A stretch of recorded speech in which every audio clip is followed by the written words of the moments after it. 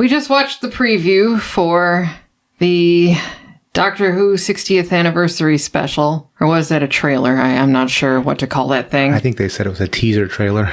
Oh. Whatever the heck that is. Yeah. I guess a teaser trailer is not quite a trailer. It's just a little bit. They didn't quite get it all finished. So there you go. I have mixed feelings on this. I am so thrilled to see Donna Noble again.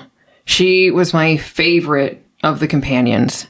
And it's good to see David Tennant again, although his face looked weird in parts, where it looked like he was in a bad video game or something.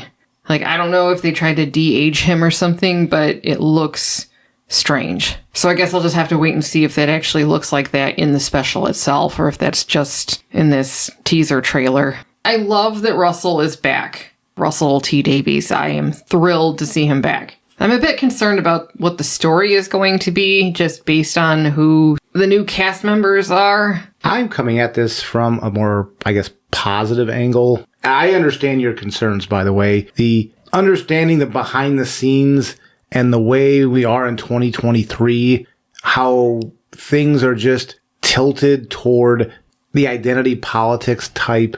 Well, I want to get away from what Chris Chibnall did with the first female doctor. Yeah, glass stealing this, glass stealing this. Yeah, I just want them to tell a good story. And I'm very worried that the stories are going to suffer on the altar of diversity. And it drives me nuts that I'm having to say things like this.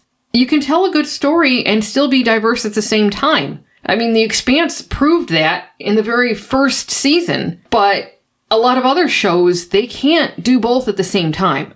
And I'm just really, really worried that this is going to be just another show that goes downhill because they can't balance diversity and storytelling. The good news is, at least in this teaser trailer, they weren't pushing really any of that. I think Neil Patrick Harris was the only part of what you mentioned they were pushing. The trailer itself, I actually thought had a lot of potential. I saw Donna. I saw Donna's mom. They talked about how Donna can't remember or her brain will burn up, which was a callback to a Russell T. Davies plotline back in series 4 of the new Who, I guess we'll call it. There was series 4. So I mentioned to you when we watched this, the color grading, it wasn't quite as vibrant as when Russell did it the first time, but I also didn't have the teal and orange or the gray stuff in there. It actually looked somewhat natural. It was lacking the gray, that's for sure. I noticed a lot of teal and yellow, but it wasn't depressing to look at. I personally am maybe excited is too strong, but the teaser trailer for me made me want to see more of this. And that's the first time I could say this in a long time, because after that first season Moffat took over, my enthusiasm for Doctor Who was on a slow decline. And obviously when Chibnall took over, I dreaded watching every single week. This looks like it could be interesting. The only concern I have is the member berries. The stuff that I'm saying had me excited.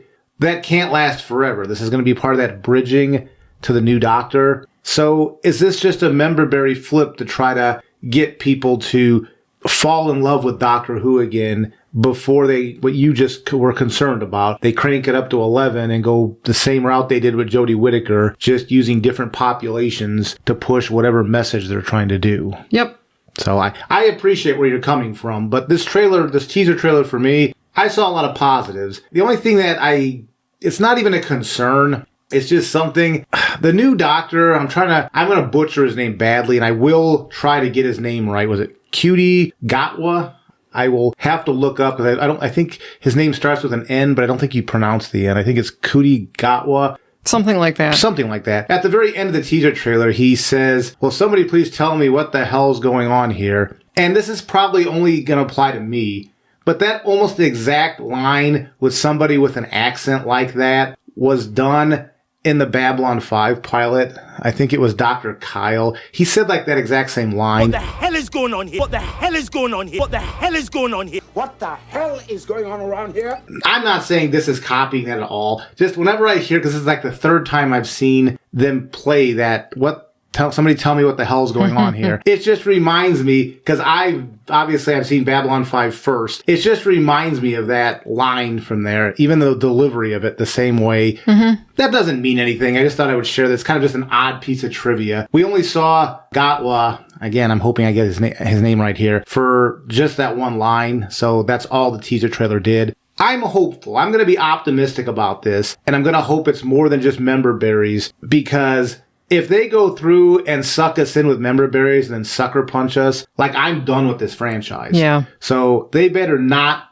do anything like that, or I'm done. My patience with this franchise is at a very thin margin here.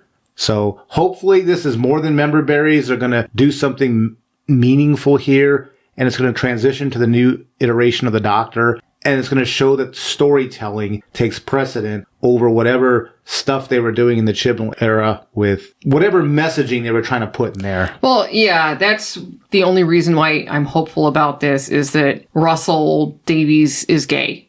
That's the only thing that gives me a little bit of hope, because I have a feeling that he will write complex, interesting gay characters, as opposed to what Chris Chibnall did with the first female Doctor. She was very one-dimensional. She was a poorly written character. It was just horrible. And she was there. She was diversity for diversity's sake. As a woman, I felt that was very, very poor representation of women. Again, that the only reason that I have any hope for this is that Russell himself is gay, so he will actually write decent characters.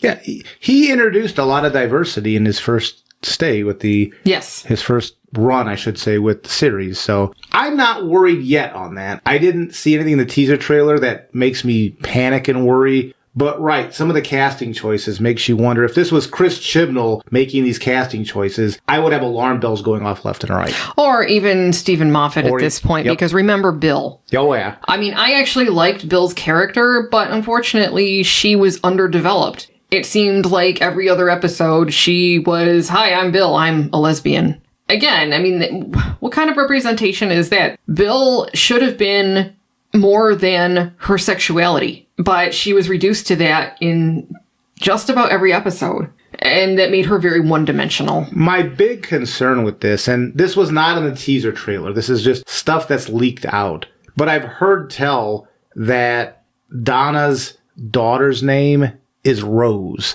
And I don't know, I'm not all that well versed with the Doctor Who universe. I don't know if that's the first time a companion shared the name of some other companion. So I'm hoping that daughter's name isn't Rose, because that's going to kind of rub me the wrong way. It was listed on IMDb as Rose.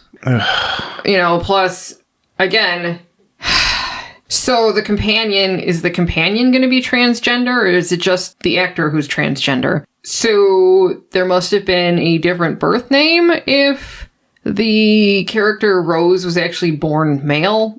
Yeah. So what, did they change their name to Rose when they transitioned? I mean, how the hell did that happen? Yeah, we'll have to wait to see what the story's like. Yeah, so I'm a little bit put off by that. I agree with you. There's some warning signs there. But this isn't Chris Chibnall doing this. We have got to give Russell T Davies a chance. So just because we see some casting that under a different executive producer, we would have said, yeah, this is a publicity stunt of sorts. Yeah. Russell in the past didn't work like that. So I'm willing to give the guy the benefit of the doubt to see what happens. But if indeed, and it sounds like you looked it up, if the companion's name is also Rose. It is, I looked. That's going to bother me a little bit. Yeah. I understand Donna's kid, maybe there was something in her head that just remembered the name Rose. But she wouldn't have named the kid Rose. Yeah. We'll have to figure out by watching the episode how she gets this name Rose. Yeah. So we'll wait and see.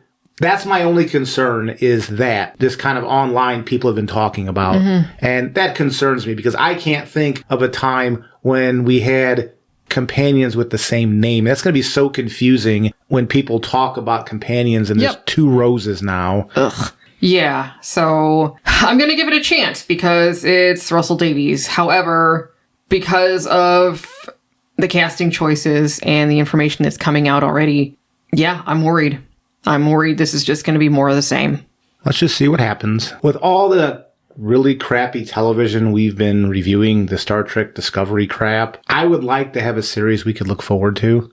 Me too. again. Because you and I used to love watching, under Russell Davies, we loved watching Christopher Eccleston and David Tennant's most of their run. There were a few episodes we didn't care for, but most of their run we liked. Yes. And it would be nice if we could find that again. It would be. Because we didn't care for Moffat, definitely didn't care for Chibnall. I'm hoping that Davies being back, we're going to get into the stories again. Because for me, I don't even care about what messaging is out there, but I'm desperate for good stories. Yep. So if they have to throw some messaging in there just because it's the times we live in, I think I can ignore some of that messaging, but you better give me a good story, because Jodie Whittaker and Chris Chibnall, all they gave me was messaging. Their stories were all crap. Yep. There is not a single episode of that era that is even worth mentioning. Nope. So I'm hoping that Russell picks up and says, I'm going to go story first. And if he can weave this other stuff that he needs to do in 2023 to keep his show relevant, I think I can go along with it up to a point. But give me good stories, give me good characters, and don't preach to people. Let's just tell some good stories. Let's go out there, see the universe, and go on an adventure.